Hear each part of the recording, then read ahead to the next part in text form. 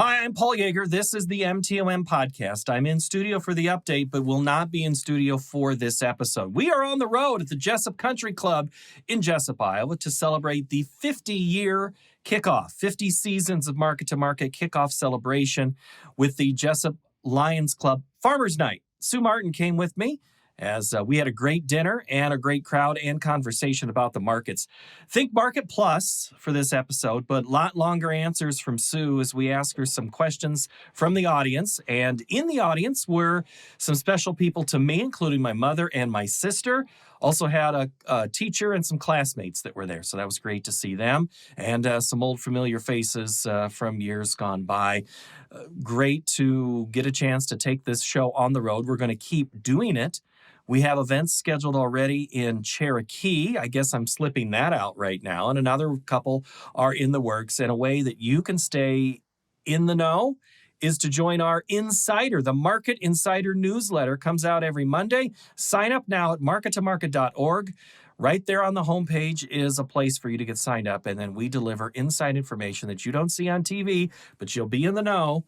Before it happens, it'll be in that newsletter. So again, thanks to everybody who made our event happen, our Iowa PBS crew, Caroline Clark, David Miller, Adam and Scott. Great to have them with us as well. And thank you for watching. New episodes of this podcast come out each and every Tuesday. Now, let's go live into the field. Welcome into this live MTOM podcast. I'm Paul Yeager, and joining us is longtime market analyst Sue Martin. We are at the Jesup Lions Club Farmers Night here. And Sue, is this your first time to Jesup? Yes, it is. Well, hopefully not your last.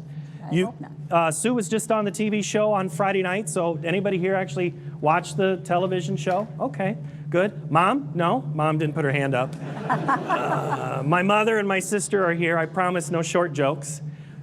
On me, not you, on me. Come on, I have a 6'3" son, so I am the absolute short one in my house now. Sue, we're here with farmers. It's Farmers Night for Lions Club. I asked you Friday night at the end of Market Plus, another podcast, about 3 commodities that look like they had uptrends in the future for the next, we'll just say 6 months. Corn, soybeans, wheat, any of them have uptrends starting right now? We have already moved into an uptrend on wheat, corn, and soybeans. I will say this, I do think that this is a rally that we push, pause, come back, maybe check the lows out. We could do that, and then we turn back higher from there. I think we could see a rally overall into the turn of the year. All right, that's it. That's all we're going to do. Thanks for coming here tonight. Hope you enjoyed the meal. We'll get into the markets in a little bit. Sue, we're celebrating 50 years of market to market. Your first appearance, we've determined, we think was 1989. Yeah. You were featured on the TV show before you were a market analyst. Why did they feature you? Because there was only like 2 women in commodities at the time. One was on the Chicago Board of Trade, and actually there was 3. And one was on the Kansas City Board of Trade, and then myself. And we were the only ones in commodities at the time. And you started, I think one of your first jobs was, I want to say, a clacker board with cattle up in Mason City. Is that, do I have that right? Actually, it was in Webster City at the stockyards. And I started with David Waite, who was with Waite Cattle Company out of Sioux City.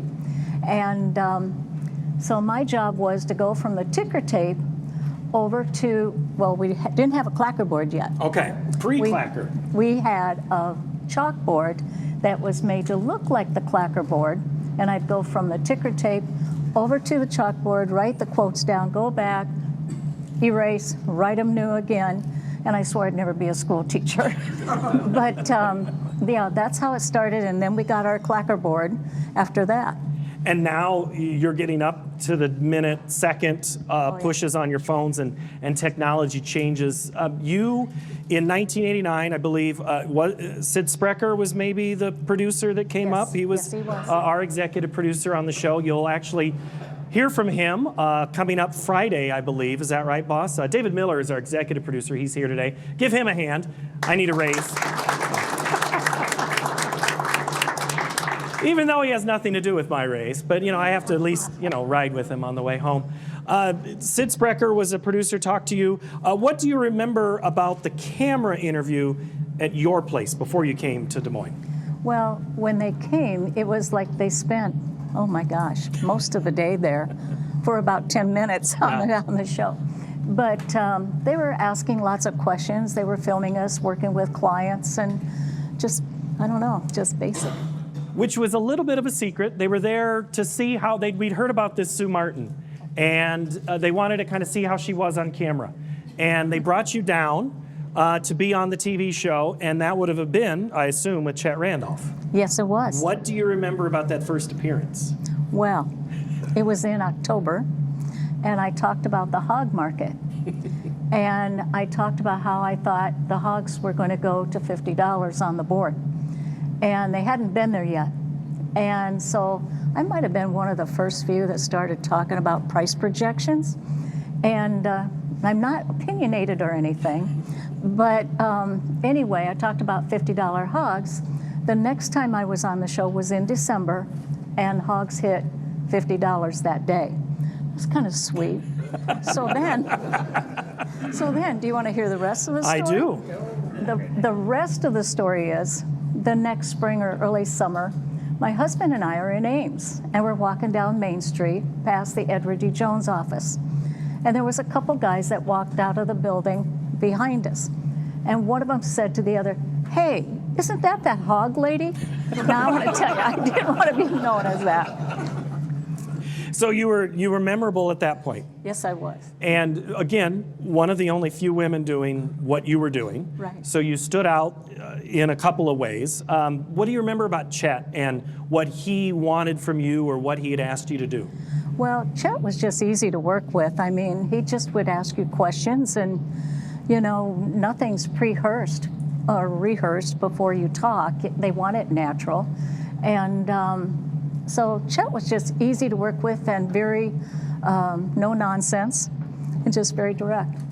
During the COVID era, when we did our state fair show, one of the things we did was a look back at the fair coverage. And Chet used to do these fair, I call them narrations or poems, things like that. He just write about, well, there's the new farmer kicking the tire, and he had a distinct voice, and here's the young kids getting ready to show in the ring, and it was just so fun to hear his voice narrate things. But you were there to talk about the markets and move into Mark Pearson.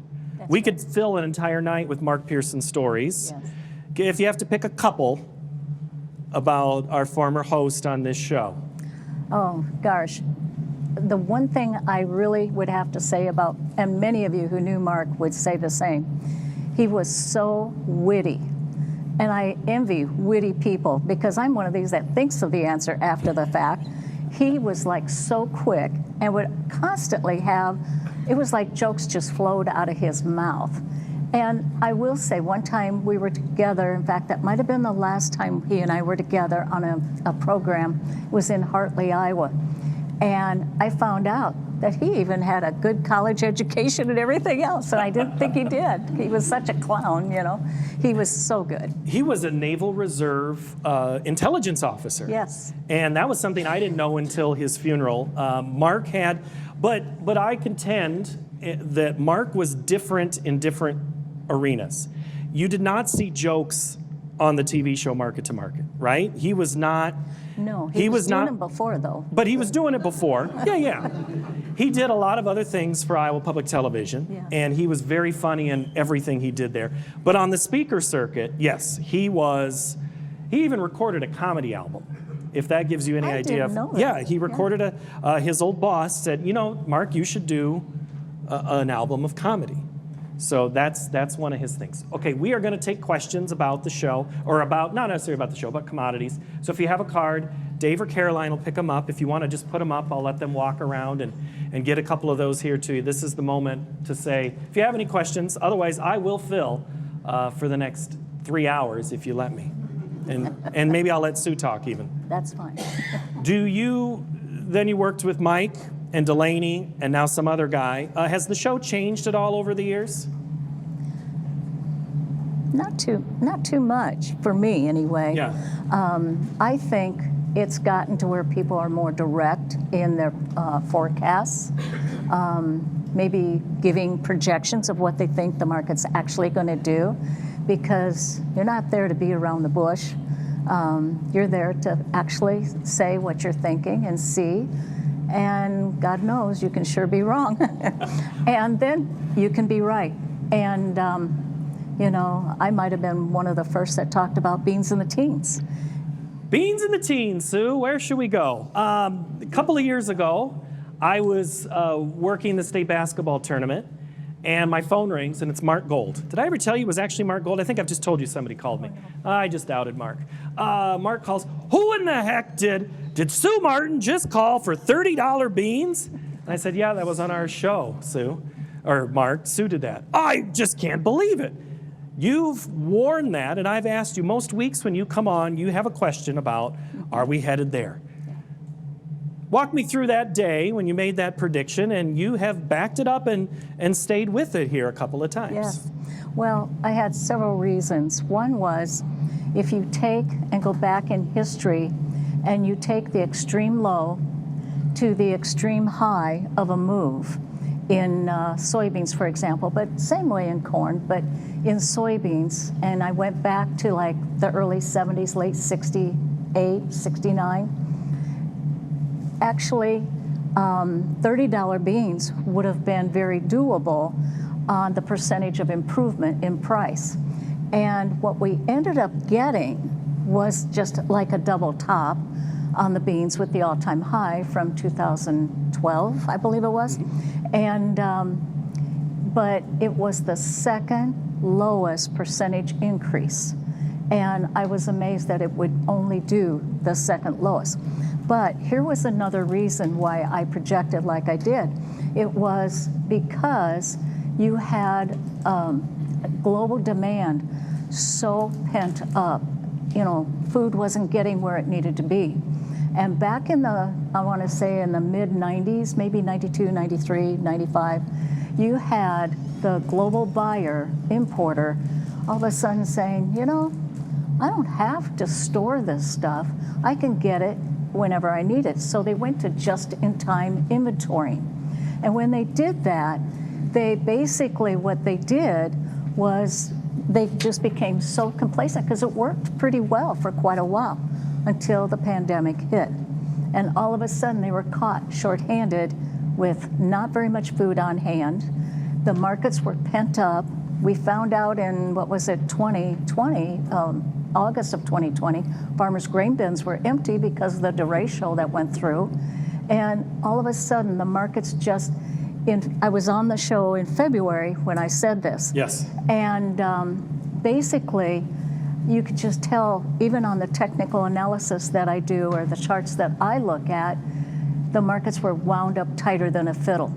And when you go sideways in a range for usually 5 to 6 years, but this time it was basically, you're talking 7 to 8, the markets were wound very tight, ready to go. And they did come out of there really swinging. But the one thing that I missed, I thought we would build reserves, and the countries would go away from this just-in-time inventorying, and that too would be part of the driving force of a demand market. The one thing I missed was China wasn't coming out of lockdowns. They were going to stay there for 3 years. And when they did that, there was a couple reasons. One was because China didn't have food. President Xi had been warning people to be sure to save your scraps, don't be wasteful, that type of thing. And then he put them in lockdown because they didn't have an abundance of food.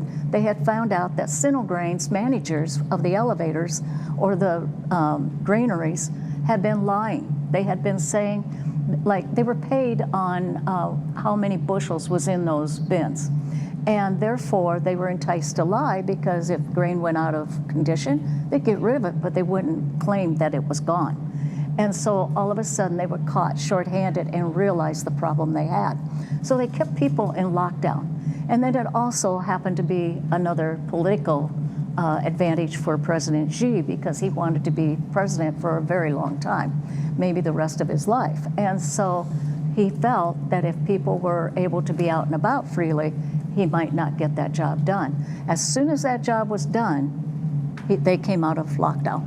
And now they're building reserves. And I've heard for Ted Seifert going to be on the show here, and Ted has long said, and I think you've echoed, you believe China is going to start building much more reserves and much more in-country production. Yes. That is going to maybe take what's grown here in Buchanan County and Blackhawk County and not be shipped overseas like it once was. What do you see China doing in the next 6 months to 5 years? Do we know will their past be any indicative of their future production needs? Well, first off, they cannot raise enough food. First off, their soils aren't good enough to do that. And they have such a huge population. And they started back in, gosh, don't hold me to this, but I want to say 2015. They moved away from just one child per family because the population was getting elderly. And they knew that a country doesn't survive unless you have people. And so they went from one child to two children. Now, in 22, they moved that to 3 children. But it takes time to build that population up. But they're building reserves. Some of their granaries were out of condition anyway. But they are already in the process of building these reserve facilities. And they'll fill them. Now, they moved away. You know, back in the 70s, 50 years ago, we had the great grain robbery, where Russia was taking grain, and it was wheat especially, and they basically cleaned out our bin sites, our country bin sites. Well, I feel like China might be doing something similar, where they're hitting Brazil, Paraguay, Argentina, and they're building a port on the coast of Peru. And I'm not sure, but I don't think it's going to be ready anytime this year. It might be next year or in 26. Well, we go from South America teaching them how to basically grow the crop, and now they are taking some of our market away. Yes. Was it ours to begin with in this fight? Well, I think we just got very complacent about this. We were so used to having China and them being our #1 customer. And in a way, the U.S. is they were always considered on time a very consistent shipper and exporter of grain. So I can see why they stayed with us. But then Brazil got increased. You also had, I would say, President Xi and former President Trump.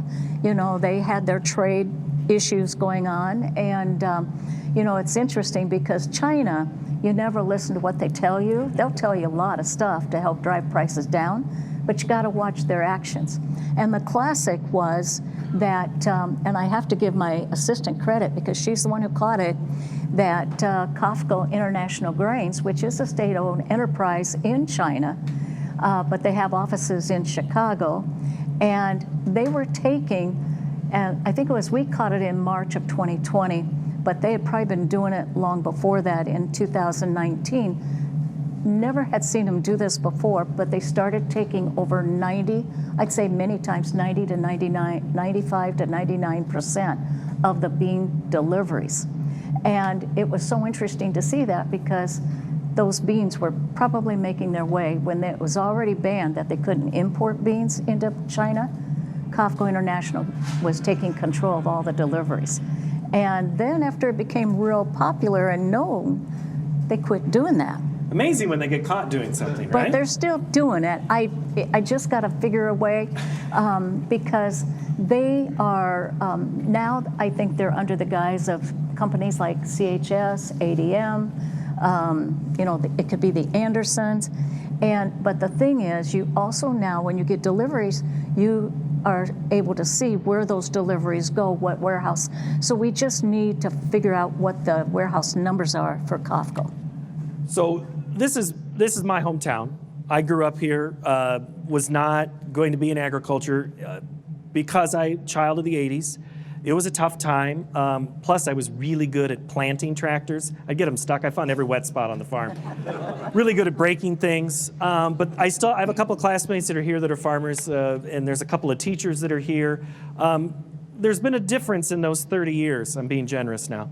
30 years and the difference in those two times. What are you telling the farmer who is under 50 and somebody who's interested in agriculture who might be going to a school today? The one thing I would say is farming is a business. You all know that. And you can put the crop in the ground, and weather permitting, it'll grow. The kicker for farming, and I think making it profitable, is marketing. That is the major. And I see it over and over and over so many times where producers, I think, there's nobody more bullish than a farmer. And you're optimists, and you have to be an optimist or you wouldn't be a farmer. And so I guess I would say, if I had to say something to them, is take your charting classes, be willing to read, research, and think outside the box, and make sure you treat it like a business, and be willing to assess, demand-driven markets, and they're the hardest to assess. And I think that they would do fine. If you're watching this online, each week we ask, and if you're in the crowd, every Wednesday, Thursday online on our social channels, we ask for commodity questions that are going to be lobbed at you. You kind of know what I'm going to ask each week. Well, no, you don't, because we don't pre-rehearse anything. I like to keep it, we talk about anything but the markets before we roll. I'm usually updating you on something, or I'm asking you where you've been traveling, or where you've been speaking, and things like that. The questions are always interesting to me, because I usually like to ask, what are you being asked? Because to me, that's always a barometer of what's on people's minds. I mean, polls can tell you one thing. So these questions, a couple of them are there's an interesting one right here. You talked about the amount of grain, and we've done all sorts of government programs over the years. How about this one? Any talk about raising ceiling prices from $2.14 to maybe $4? This is reference prices that are not helping us right now. Anything like that? I haven't really heard any talk much about that, and so I don't think that's really having the impact on the market. I think what's having the biggest impact on the market right now is we're going through some changes. One is, of course, dealing with Brazil. Now we're competing against them to be number one, and then Argentina competes against them for number 2 or 3. And I think the other thing we're dealing with, yes, artificial intelligence. It's easy to blame the funds and what have you for your misfortune, but artificial intelligence is only as good as what you put into it. So somebody's feeding that information in. And then the artificial intelligence, the computer, is non-biased. It's unemotional. And when you're producing the crop, and you hear there might be a hot, dry summer, well, then it wears on your emotions. And so the one thing I would say is, in times like that, maybe then utilize the options market and utilize the puts. There's all sorts of strategies. There's put spreads, where you buy a put and then you sell one out of the money to cheapen the cost, and then you have to walk the lower one down if the market's breaking. Or if the market turns higher, then you haven't spent as much money, but you've got a floor under you. Just various things like that. But I guess I would say, just recently, in fact, yesterday, Bank of America came out and said they thought that the funds were going to use less bonds and more commodities, which I thought was kind of a good news. I mean, yes, this year they've been short, but 60-40 balance is what they were talking. Let's define something quick. I have a question that's similar, and I don't give her questions, but it's amazing what you lead into and what I try to pick up on and try to take a discussion. That's, I guess, what they tell me I'm supposed to do. But let's talk about the funds. We always get this question. It kind of goes in cycles of, well, the funds have drove us lower, but it was those same funds that drove it higher, right? Mm-hmm. So how would anybody in this room know what's going on with the funds in real time? Well, every day, first off, every day you'll see estimates out of the exchanges as to what the funds are doing, whether they're buying X number of contracts or selling.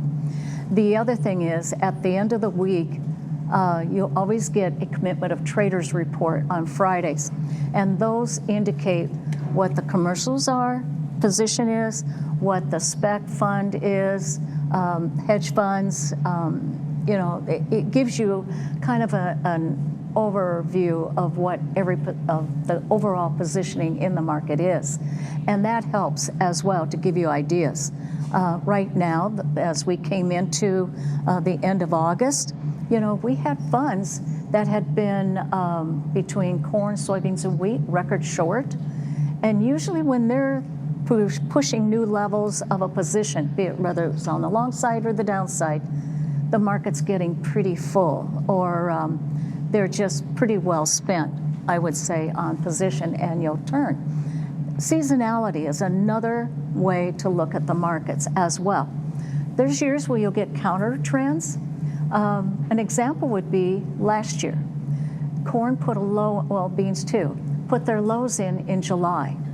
That is not a common behavior.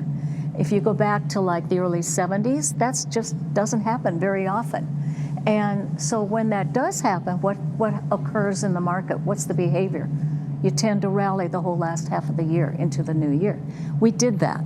And so, last year, in fact, my accountant was telling me today that he sold corn on, actually today, if it would be a year ago, and so that's kind of like towards new crop, sold it for $6.60 a bushel. I thought, that really took me back a bit, because I didn't realize that it had been that good, But he did. He sold some corn for $6.60 a bushel to go off the combine. And I thought that was pretty interesting, because I think it was last Friday, my cash renter said to me, Sue, corn today is $3.70 a bushel. Now, he was hoping I'd come down and rent, so. He was trying to drive a bargain. He was negotiating with your funds. Yeah, but he's a good guy, so, we got to work together, right? You mentioned seasonality. That is a classic look at the markets. You did talk a little bit about AI. And again, not your first week on the job, but what has changed in this technology end? You mentioned the funds, you mentioned AI trading. What about social media? Does that have any influence on the market? Well, yes. There's so much information out there now. I mean, you can go to Twitter and there's just a ton of information. People who are brokers or whatever that are putting information out. Now, granted, they're a little bit controlled. As I say, are they motivated in what they're putting? Well, they may have been motivated, no doubt about it, but they still have to be careful what they put out, because they get audited by the NFA, National Futures Association. And if they aren't having disclaimers there and what have you, or they make it sound like it's just so believable, just like seasonality, every time we talk about seasonality, we're supposed to say that's a practice of the past, doesn't mean it guarantees the future, but it just shows you what's occurred in the past. So it's to kind of, walk a fine line. But, you have that, you have Facebook. There's a site called Grain Market Discussion on Facebook. And that's pretty interesting sometimes, some of the comments that come out on that. Oh, we could get into a long time speak about Facebook and what we see. But I did see something today, and I told someone out in the crowd before dinner tonight that I saw a picture of a soybean, and it was in someone's hand, and it looked like it had 9 different beans, and it looked swelled up pretty big. I think it was a banana pepper. I really don't think it was a soybean. But when you see photos like that of, I've asked you this before, I ask all of our analysts, I'll get a call from someone that says, it is so dry in the 40 acres around me.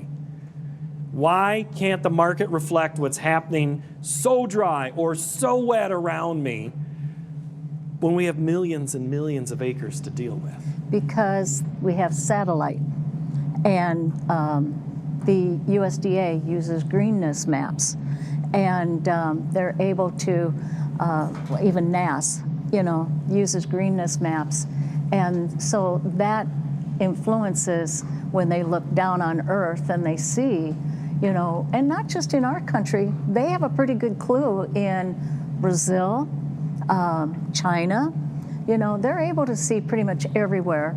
And so they have a good clue as to what is happening. And are they always right? No.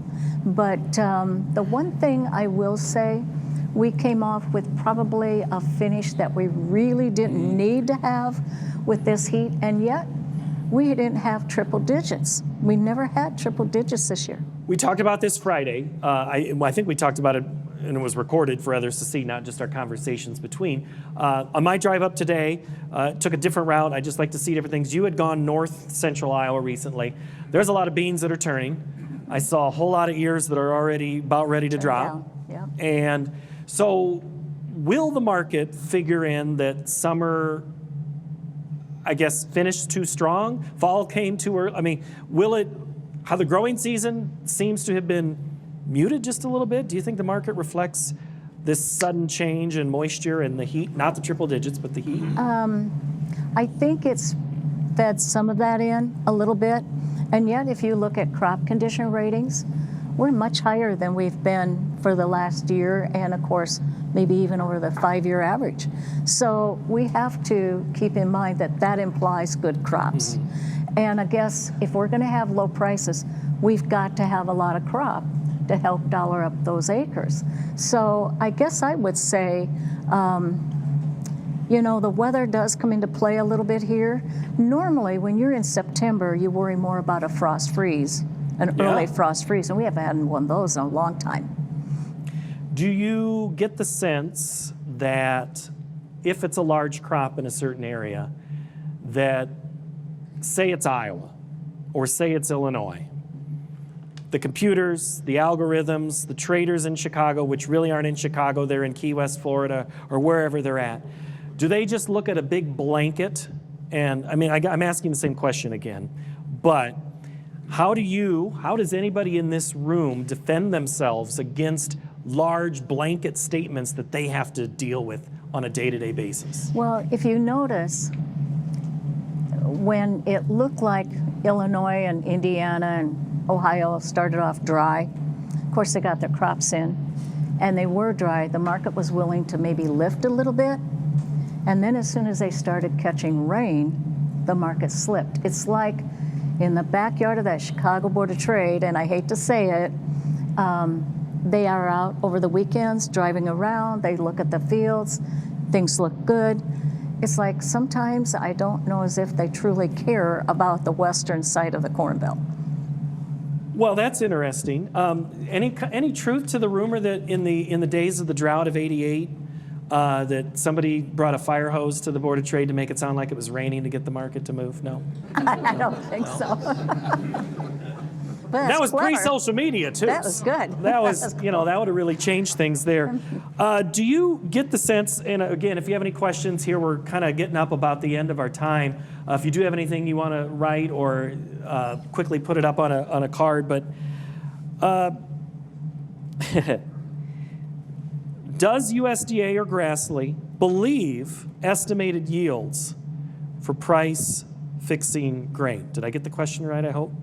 Do you think that, does USDA have to believe the data they put out there? Or is it just data? Well, it's data, and I would think that they would trust their data if that's what they're coming out with. I mean, otherwise, you know, you can't trust them. And I've heard that many times too, you know. But I would say that when they're coming out with these reports, you know, if you look at even in other countries like Brazil, how they never really came down real easily. And yet all of a sudden it's starting to be that they're starting to come together and it's getting closer to what I think the USDA, I think we're blessed that the USDA is as close to accurate as they are.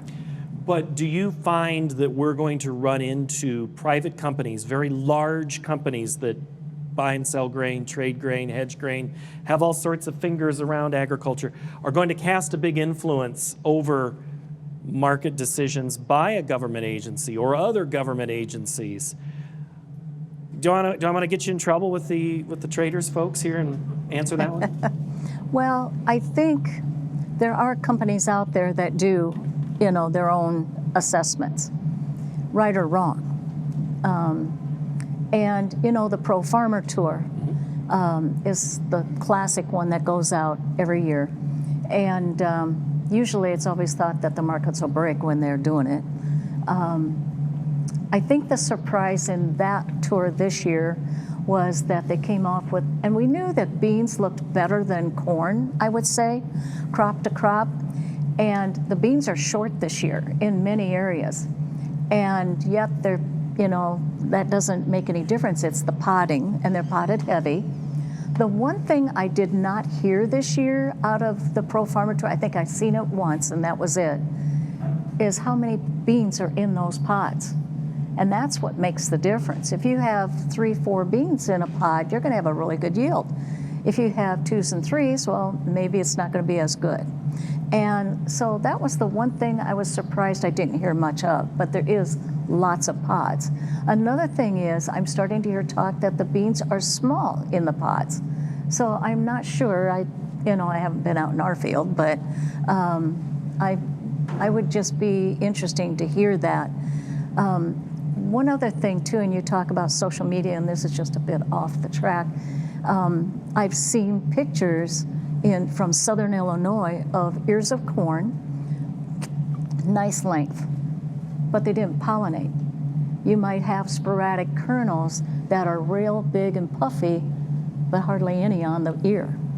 And then there's been comments, you'll read the comments and some will say, well, my field in the area looks pretty good. Then there's another guy that comes up and says, well, mine looks just like that. And so, the one thing you've got to be careful about social media is because sometimes you might hear the very worst, and they emphasize that rather than the good. But I will say I was surprised at the bean yield from Pro Farmer at 54.9. That was much over the USDA. So it's thought that next Tuesday, let's see here, the 12th, whatever day that is, I think the USDA report comes out on that day, and it's thought that NASS will come out with an increase in the bean yield. I think they may too, but it's going to be interesting to get these combines rolling and see. And there are some very good areas, and then there's some that just aren't. I look at people out here that I know are neighbors, and they're across the fence to one another, or in a grander scheme of things, is your neighbor across the fence to you your competitor? Or are you competing against the Brazil and China, Argentina? Are we collectively, as American agriculture, competing against one another, or are we competing globally for things? I think we're competing globally. I don't know. I don't like to think that we compete against our neighbor. I think farmers go out there, they do the best job they can do. God willing, Mother Nature gratifies. And, and then you move on, and you're doing your own pricing and what you can do. And when we look at Brazil, I think they have made a huge difference in us here recently. But then we have to keep one thing in mind. We're changing. We're going to biofuels, and we're expanding in oil seeds, in biofuels, in renewable fuels, and aviation fuel. And one thing here just this week, we had, of course, canola oil limit down. I think that was on Monday night into Tuesday. And then, of course, that affected soybean oil and crude oil because we're energies. And, I think the demand growth for bean oil could be as much as 33%. So we're raising for our own energy entities, and that's a change. And, of course, corn will be a little bit of that, too. But with this canola situation, you had Canada who put a 100% tariff on Chinese electric vehicles. And they also put a 25% tariff on aluminum and steel.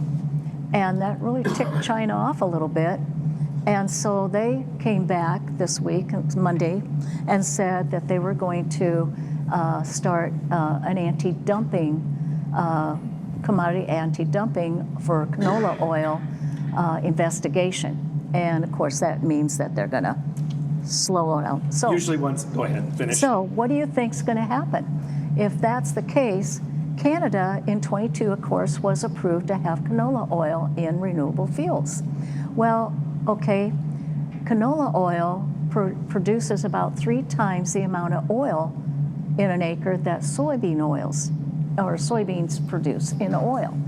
So that could be a little bit of a competitive situation, and if you've got China not buying, where are they going to go with it? And so that is something we may have to watch as we get into next year. I want to thank the Jesup Lions Club for having us tonight. Don Weber was our contact, and I appreciate everybody that came out here tonight. And as we close here, Sue, you know, we thank a farmer for what they do. Yes. They're in a tough spot, it seems, yes, all the time. Yeah. It rains too much, it rains too little. The markets are too high, the markets are too low. Whatever it is, they're always dealing with everything. As we thank the people that do what they're doing, yes, on a day-to-day basis, you're known for being bullish and optimistic. Give me some optimism to close tonight. Well, I believe that as we go into next year, and I've already said I thought we could push into next year, and on the show I talked about years of a 5. And I went back through the data, and I've encountered this where I've been out speaking, and in fact, Elwyn Taylor did it to me once. On the USDA site, there is a place where you can get the data that goes all the way back. Beans, I think I've got that start in around 1908 or 1912, and corn is around that 1908 area. And then what I do is, it's called patterning. So markets have a tendency, and years ending in a same number tend to, more times than not, have a pattern to them. And so I thought it would, before I did the show, I thought it'd be fun to just look at years of a 5. And so I went and I looked at beans. And what I found was beans tended to put their highs in earlier in the crop year. Usually it would be in February, March, or April, maybe May. But it favored the first 3 months. And I could see if this market rallies into early next year, we may see an early high. I could see that happen. And then the corn would come a little bit later, and it's not uncommon for corn and beans to put their highs and lows in a month apart. They can do that. And corn would be more April, May, June, more times than not in a year of a 5. One thing that really stood out was in a year of a 5 on corn was that 8 out of the 10 went down for the low of the year in December. One of those, the 9th year was low in November, so again, later in the 4th quarter. And then there was the outlier year that was 1995. And so after the show, I was thinking about that. And I thought, what made 1995 so different? That it put its low in January and rallied the whole year. What made it different? And you know what it was? Hedge to arrives. I don't know if many of you remember that time. And I remember shortly after the 4th of July, there was a hog roast in our area. A farmer was having a hog roast, and I was there. And the elevator manager came up to me and he goes, you know, Sue, we have already booked all of the grain that we would normally get in the fall. And what he told me was pretty strong, because what it told me is they weren't going to get anything bought in the fall. They already had it, so it was going to be delivered. So when they've got that on the books, what are they? Short. And what was it? Hedge to arrives. And then they kept rolling these hedge to arrives. So you had an inverted market where, because everything was sold ahead, Japan also came in and started buying. And that was unexpected. But then they kind of smelled blood a little bit on the floor, trading floor, and as you had the front leading an inverted market, what happens? It expires strong. Well, then the farmer has to do something with this. You either roll it or you just take it and do your basis and be done. Instead, more times than not, they were told to roll it. And so they rolled out to the next month, which is down here. What happens? It does nothing but come up. So the farmer was losing money again. And that just kind of kept feeding into 96. And I think that's why that year was so different. It was because farmers had bit the bullet, didn't want to get caught, sold early, and then the markets turned. And in the 90s, about every other year, we were producing record crops. We were really doing well. And we could very well do that again this year, given the rain that we started with. One real quick thing. This is what she does, by the way. She tries to get it. And then I usually have somebody in my ear telling, well, I've got to go, I've got to go. Should I out my boss now and say it's usually him? No. We have a certain time to go. What's your last thing, Sue? Sorry. Okay. Well, last year I looked at the Farmer's Almanac because I wanted to see what it called for the weather. And it called for the winter of 23-24 to be cold and wet. And then it called for the summer hot and dry for a large area of the Midwest and grain producing areas. Okay, well this next year's 24-25's almanac is interesting. It calls for a winter that's to be cold but dry or mild, and it's calling for the summer hot and dry. And what's interesting in this is it's got Illinois, Indiana, Ohio, Kentucky, the southern half of Wisconsin, and Michigan wet. What does that do for prices if they're right? And then the rest of the country, and I mean a large portion of the rest of the country, is hot and dry. And I thought, well, we are supposed to be going into a La Nina by December, January. Which we were supposed to be in already now, though, right? Yes, and it got kicked out, kept getting kicked out. They rolled it to the next month and caused the inverse. Did I mix things up? Did I not get that right? Okay. That's the carrying charge market. Oh, that's the carrying charge market. That's in the next 2 hours of our Yeah. discussion. All right, I want to thank the Jesup Lions Club here in Jesup, Iowa. Don Weber, thank you so very much for having us here as we kick off our second 50 seasons. We're celebrating our first 50 seasons of the show, and we'll see what happens next here on Market to Market, which is produced each and every Friday afternoon at Iowa PBS. My thanks to the crew here from Iowa PBS that came with us, and those who are guests, and also the Jesup Lions Club farmers and their friends. Let's give Sue Martin a big round of applause, everybody.